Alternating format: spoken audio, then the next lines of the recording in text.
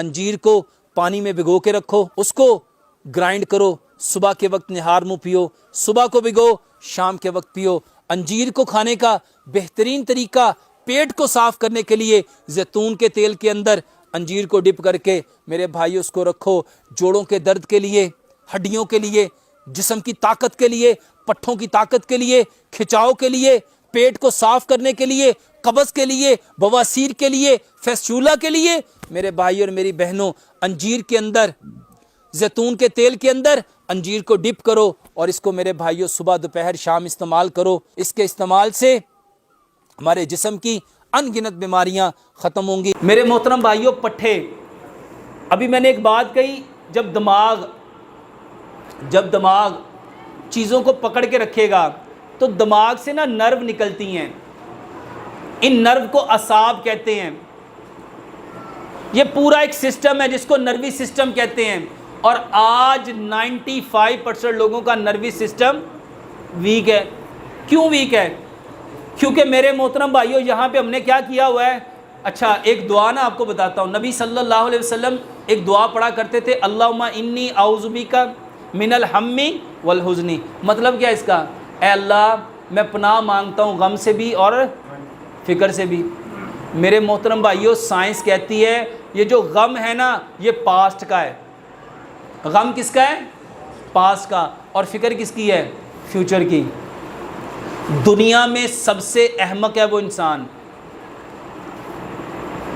جس کو یہ غم ہے کہ میرے ساتھ ایسا ہو گیا، ایسا ہو گیا، ایسا ہو گیا، ایسا ہو گیا۔ اچھا جو پاسٹ ہے وہ دوبارہ آئے گا؟ وہ دوبارہ آئے گا؟ سائنس کہتی ہے جو اپنے پاسٹ کو ریکال کرتا رہتا ہے، میرے نال انہیں انج کیتا سی، انہیں میرے بھرا نے انج کیتا سی، ایک بندے کو بتایا، دو کو بتایا، تین کو بتایا، چار کو بتایا، کیا وہ معاملہ اس کا سالو ہو جائے گا؟ سائنس کہتی ہے اس کو جتنا بولو گے یہ اتنا بڑھتا جائے گا۔ اور نبی صلی اللہ علیہ وآلہ وسلم نے اس بات پہ پناہ مانگی، غم کے اوپر کیا مانگی؟ اللہم انی اعوذ بک من الہم والحزن۔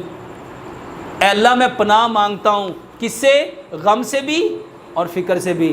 میرے محترم بھائیوں، غم پاسٹ کا ہوتا ہے اور فکر، آج ہر بندہ فکر مند ہے، بچوں کا فیوچر کیسا ہوگا، میرے کاروبار کا کیا بنے گا، دکان لی اس کا کیا بنے گا، بلوں کا کیا بنے گا، مہنگائی آسمان پہ چڑھ گئی اس کا کیا ہوگا، آٹا ایسے ہو گیا اس کا کیا ہوگا۔ میرے محترم بھائیوں، ہمارا رازق کون ہے؟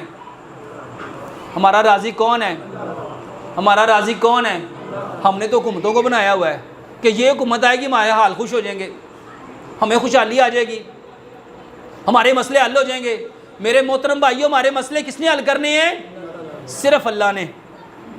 اور جو مرضی حکومت آ جائے، ہمارا رازق کون ہے؟ اور میرے محترم بھائیوں، کیا ہمارا رزق لکھ دیا گیا ہے کہ نہیں؟ اوے آٹا اگر 10,000 دا بھی کلو ہو جائے گا، جڑا رزق لکھا کھانا دے وہی ہے، ایسا ہی ہے۔ تو فکر کس چیز کی ہے؟ میرے محترم بھائیوں، ماں کے پیٹ میں رزق لکھ دیا گیا، اور فکر کرنی تھی، اس بات کی فکر کرو کہ کل قیامت والے دن مجھے جب اٹھایا جائے گا میرا اس وقت حال کیا ہوگا، میری اس وقت کیفیت کیا ہوگی، میرا نامہ اعمال کس ہاتھ میں دیا جائے گا، میرے ساتھ کیا سلوک کیا جائے گا۔ اور رونا تھا اس بات کا، روتے کہ پل صراط پہ میں کیسے گزروں گا،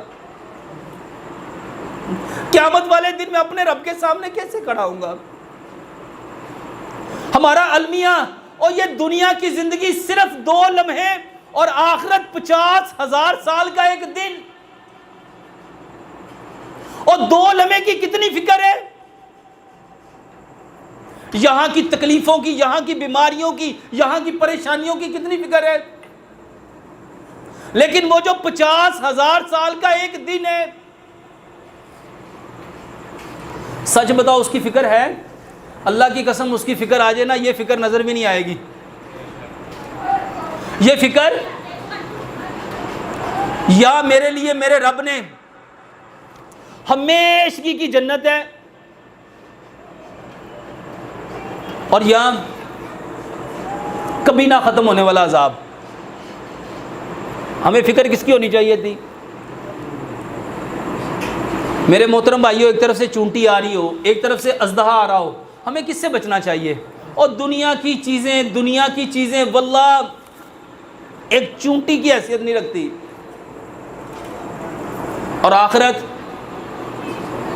50,000 سال کا ایک دن، ننگے بدن،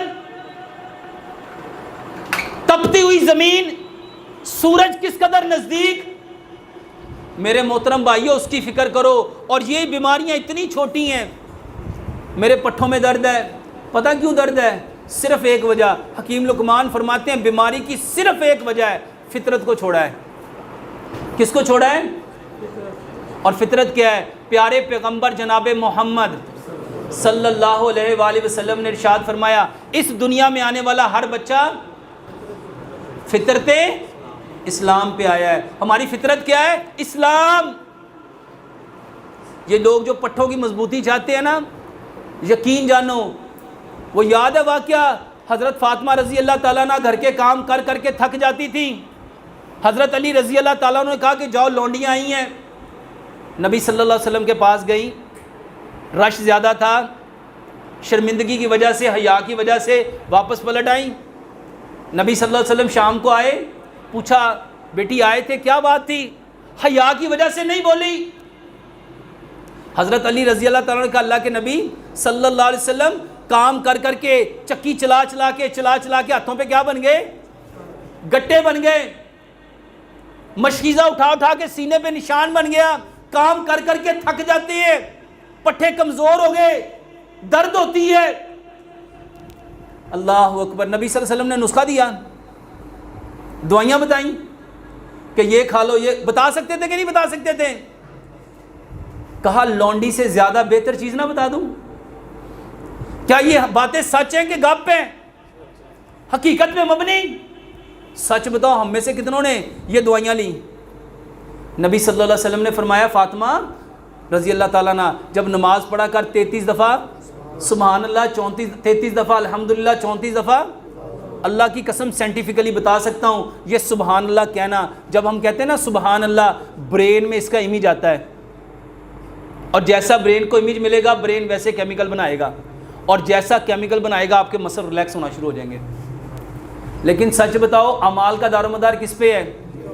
اچھا نیت میرے کو شور بڑھیا کہہ رہے ہیں سبحان اللہ سبحان اللہ سبحان اللہ سبحان اللہ سبحان اللہ سبحان اللہ سبحان اللہ سبحان اللہ سبحان اللہ سبحان اللہ، یہاں کچھ آئے گا؟ واللہ ہماری سب سے بڑی خرابی ہمارے دماغ میں صرف دنیا، صرف دنیا، صرف دنیا. اور پیارے پیغمبر جناب محمد صلی اللہ علیہ وآلہ وسلم کی زبان پہ ساری زندگی کیا جملہ تھا؟ اللہ، اللہ اور صرف اللہ.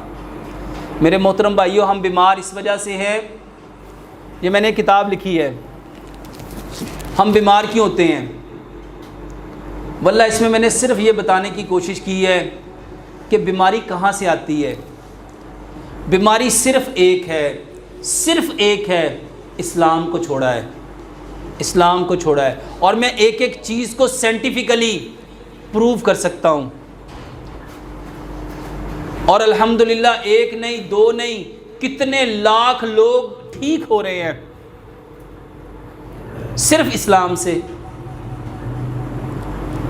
میرے محترم بھائیوں، پٹھوں کی کمزوری کے لیے سب سے بہترین دوائی نماز کے بعد سکون سے بیٹھ کے تسبیح پڑھا کرو.